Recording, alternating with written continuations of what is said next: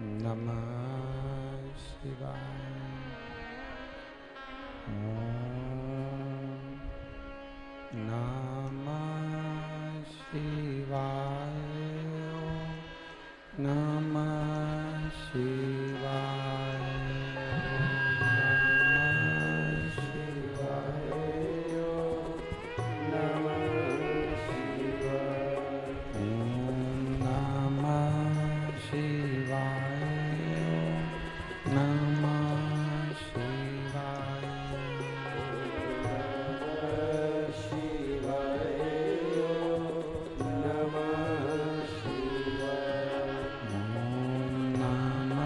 नमः शिवाय। ओम नमः शिवाय। ओम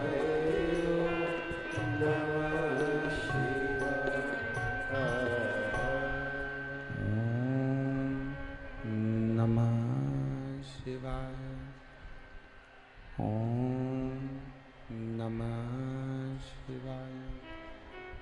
ओम नमः शिवाय।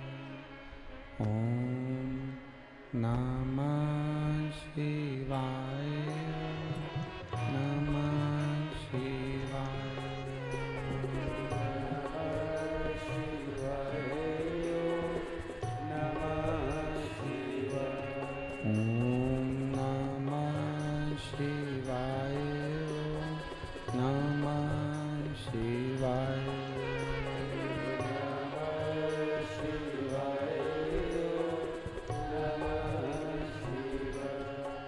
भोला नमः शिवाय। गोरा नमः शिवाय। भोला नमः शिवाय। गोरा नमः शिवाय। भोला नमः शिवाय। गोरा नमः शिवाय। भोला नमः शिवाय। गोरा नमः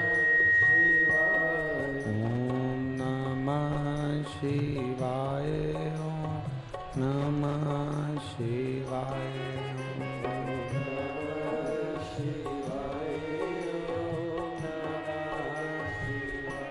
ओम नमः शिवाय। ओम नमः शिवाय। ओम नमः शिवाय। ओम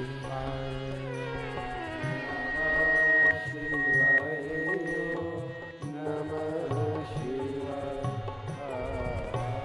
ओम नमः शिवाय। ओम नमः शिवाय। ओम नमः शिवाय। विश्वनाथ भगवान की जय। महाकालेश्वर भगवान की जय। ओमकारेश्वर भगवान की जय। चकलेश्वर महादेव की जय। भूतेश्वर महादेव की जय। गोपेश्वर महादेव की जय। कुबेरेश्वर महादेव की जय। वृंदावन बिहारी लाल की जय। हर हर महादेव। हर हर महादेव। हर हर महादेव। हर भगवान देवाधिदेव महादेव भगवान शिव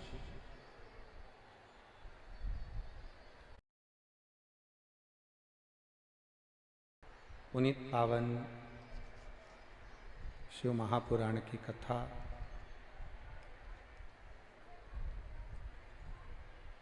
संपूर्ण विश्व के कल्याण हेतु बाबा देवाधिदेव महादेव की कृपा से श्रवण करने का सौभाग्य प्राप्त हुआ है।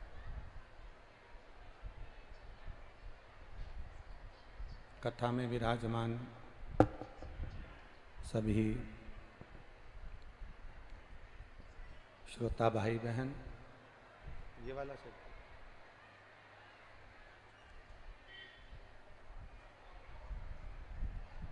भगवान देवाधिदेव महादेव की पवित्र पुण्यमय आनंदमय भूमि ब्रजरज, जहाँ भगवान शिव की कृपा से आप और हम शिव महापुराण की कथा को श्रवण करने के लिए बैठे हैं।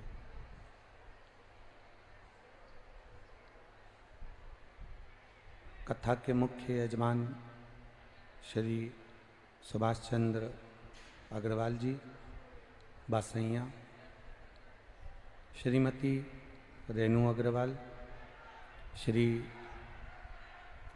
सौरभ अग्रवाल बासैया, श्रीमती सोनल अग्रवाल एवं समस्त अग्रवाल परिवार, समस्त शिव भक्त परिवार, कोसी कला, जिला मथुरा, उत्तर प्रदेश।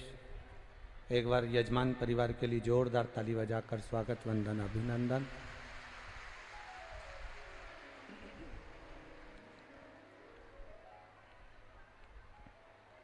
कथा मंडप में व्यासपीठ के नज़दीक विराजमान श्री श्री 1008 माधवदास जी महाराज जी, मोनी बाबा, कोटवन मथुरा, दंडवत प्रणाम। कथा में विराजमान परम पूज्य श्रीमद् भागवत कथा के वक्ता श्री संजय कृष्ण महाराज जी, कोटि कोटि प्रणाम। संत और साधु की, तपस्वियों की पवित्र भूमि है ब्रजरज, जहाँ भगवान देवाधिदेव महादेव और भगवान कृष्ण का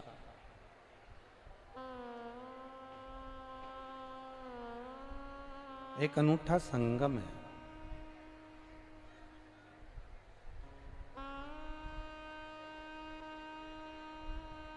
ब्रज में यदि हम आए हैं, ब्रज की रज में यदि हम पहुंचे हैं, ब्रज के अंतर्गत यदि हम आए हैं,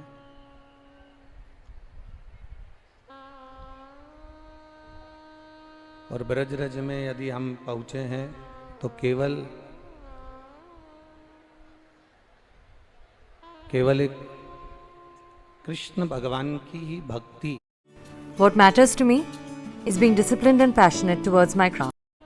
इस ब्रज की रज में भगवान कृष्ण के साथ में देवाधिदेव महादेव की भक्ति भी प्राप्त होती है।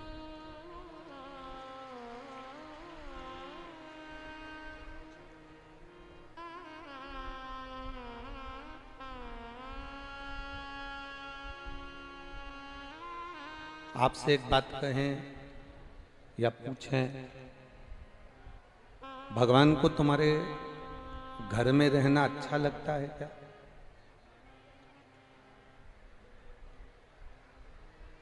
तुम्हारे बेटे को, तुम्हारे पति को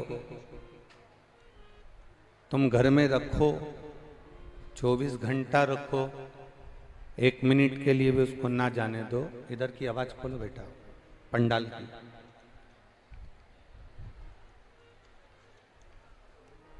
तुम्हारा बेटा घर के अंदर रहे, तुम्हारा पति 24 घंटे घर के अंदर रहे,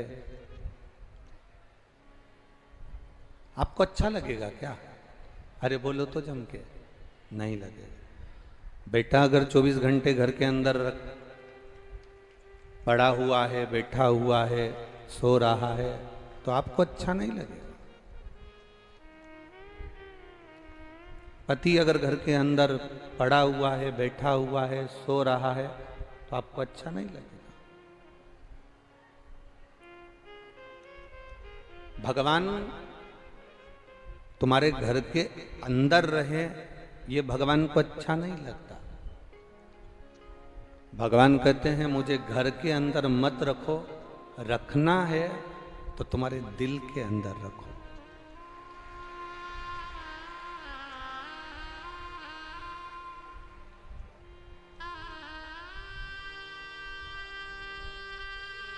ब्रज की कई बुजुर्ग माताएं ऐसी हैं, कई हरियाणा की माताएं ऐसी हैं दिल्ली साइड की, हरियाणा की, पंजाब की, उत्तर प्रदेश की, मध्य प्रदेश की, मालवा क्षेत्र की, महाराष्ट्र की, गुजरात की, कई बूढ़ी बूढ़ी माताओं की आदत रहती है, अगर उनके पास में कुछ पैसा रहता है तो वो पर्स में नहीं रखती है।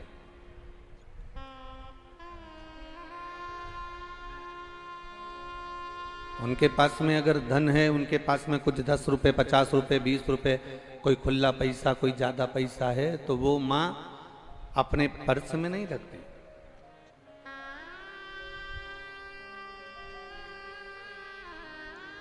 आप लोगों ने भी देखा होगा, यहाँ जितनी माताएं बैठी हैं या जितने भाई बैठे हैं, इन्होंने भी अंदाजा लगाया होगा, बुजुर्ग माँ, बूढ़ी माँ पैसे को पर्स में नहीं रखती।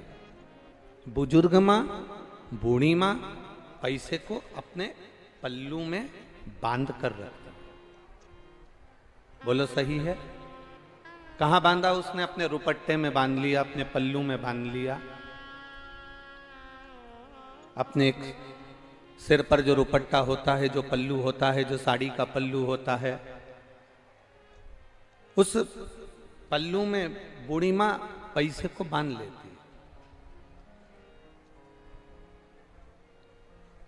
अब लोग कहते हैं क्या मम्मी, अरे दादी, अरे माँ, ये क्या है?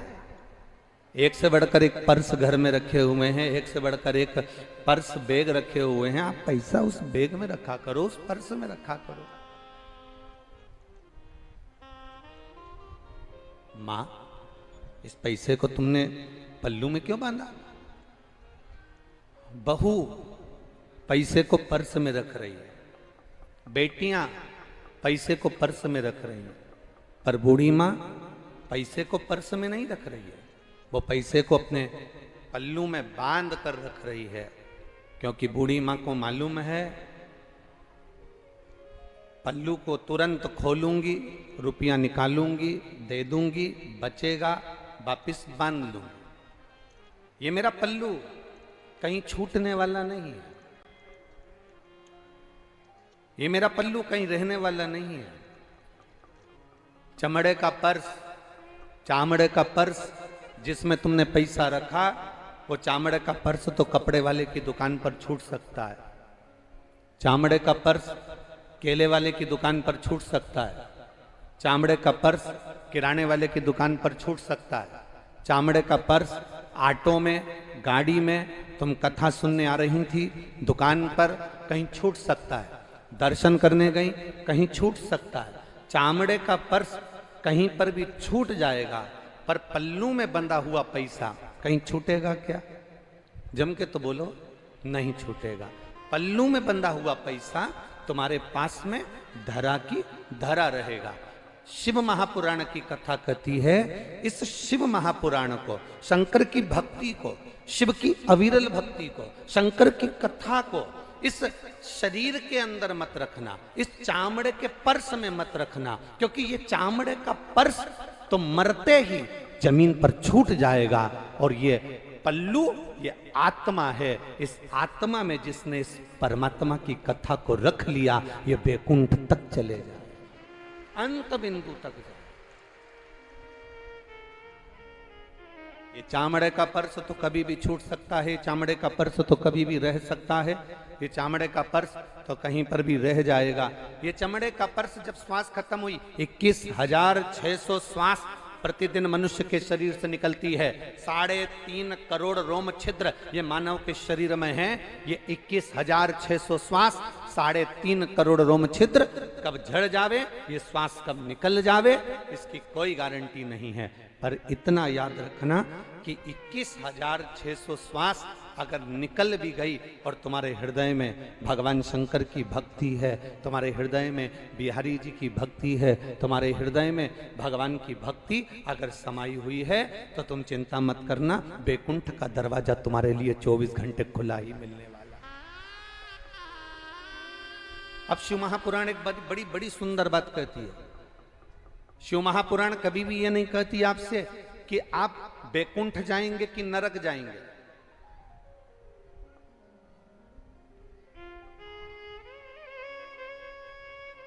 और बैकुंठ तो सीहोर वाले महाराज ने भी नहीं देखा। देखो, आपने देखा हो तो बात दूसरी है। बैकुंठ जाओगे कि नरक जाओगे, इसका हमको भी नहीं मालूम, और शिव महापुराण की कथा में कहीं पर नहीं लिखा कि तुम ऐसा करोगे तो नरक चले जाओगे। कई कई माताएं कहती हैं, गुरुजी हम अगर भगवान शंकर को अगर एक दिन जल नहीं चढ़ाएंगे तो हमें पाप लग जाएगा, पाप लग जाएगा तो क्या हम नरक चले जाएंगे। कोई कहता है कि हम भगवान शंकर को अगर जल चढ़ाएंगे, आचमन करेंगे, कोई पाप लग जाएगा तो हम नरक चले जाएंगे। हमारी शिव महापुराण में वेद व्यास जी ने 24,000 श्लोक के अंतर्गत कहीं पर नहीं लिखा कि तुम नरक जा रहे हो कि तुम बैकुंठ को जा रहे हो। शिव महापुराण की कथा तो एक बात कहती है, जो जीते जी इस श्वास के चलते चलते, जो अपने शरीर के चलते चलते जीते जी जो महादेव की मंदिर के सीढ़ी पर प्रतिदिन चढ़ता है, महादेव के मंदिर के ओटले पर प्रतिदिन चढ़ता है, महादेव के मंदिर तक जो प्रतिदिन जाता है, उसको ना नरक जाना पड़ता है ना बैकुंठ जाना पड़ता है, वो सीधे कैलाश धाम की ओर जाता है।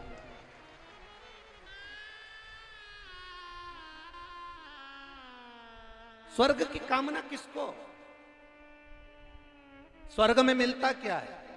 नरक में क्या मिलेगा? धक्के खाने को मिलेगा, झूठा खाने को मिलेगा, जैसा कर्म करा है उसके अनुसार भोगने को मिलेगा। बैकुंठ में क्या मिलेगा? सोने की थाली में रबड़ी, रसगुल्ला, राजभोग, मोहन थाल, मठरी, सारी सामग्री 56 भोग बैकुंठ में रोज मिलेंगे। पर कब तक मिलेंगे बैकुंठ में? जब तक तुम्हारा पुण्य प्रबल है, जब तक तुम्हारा पुण्य बहुत प्रखरता में है, तब तक तुम्हें बैकुंठ में अच्छा अच्छा खाने को मिलेगा, तब तक बैकुंठ में तुम्हें एसी के कमरे में सोने को मिलेगा, तब तक बैकुंठ में तुम्हें राजसी ठाट मिलेगा। जिस दिन तुम्हारा पुण्य समाप्त हो जाएगा, उस दिन तुम्हें धक्के मारकर वापस इस पृथ्वी पर भेज दिया जाएगा।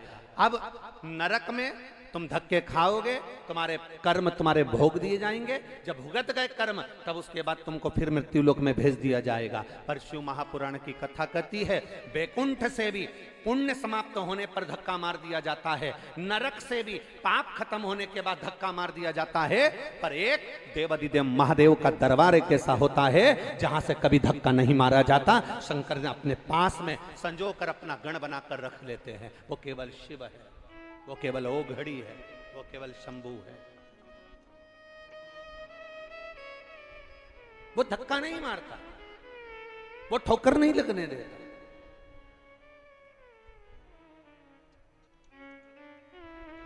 आज कोई कह रहा था, गुरुजी आपने सारे विश्व के लोगों के हाथ में एक एक कलश, एक एक लोटा पकड़ा दिया पानी का। हमने कहा जब से उन्हें कलश पकड़ा है तब से उनके हृदय का क्लेश समाप्त हो गया है। यह कलश पकड़ने का भी एक आनंद है। जब से कलश पकड़ा तब से क्लेश चले गया।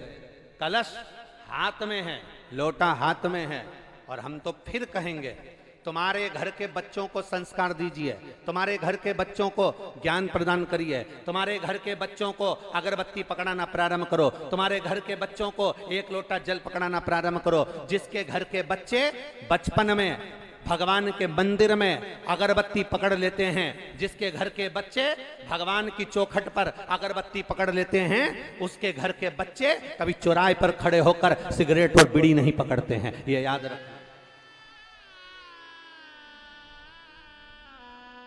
माता पिता से छुपकर,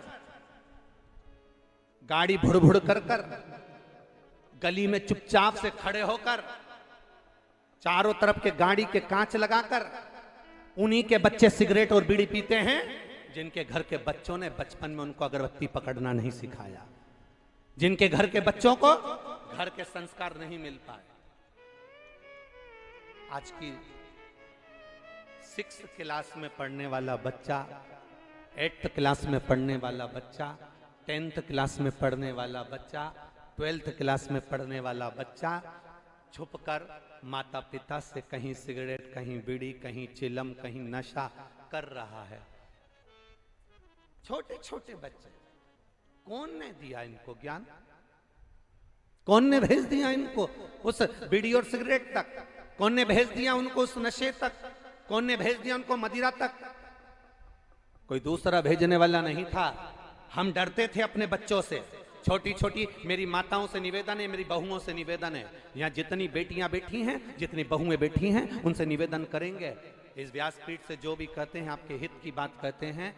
आपका बच्चा अगर सवर गया, आपके बच्चों में अगर संस्कार आ गए, थोड़ा बच्चा चिढ़ेगा, क्या मम्मी मैं मंदिर नहीं जाऊंगा, मम्मी मैं पानी चढ़ाने नहीं जाऊंगा, मम्मी मैं अगरबत्ती लगाने नहीं जाऊंगा, मम्मी मैं ये करने नहीं जाऊंगा। बच्चों को डांट कर भेजो, चाहे चिल्ला कर भेजो, चाहे पीछा पकड़ कर भेजो।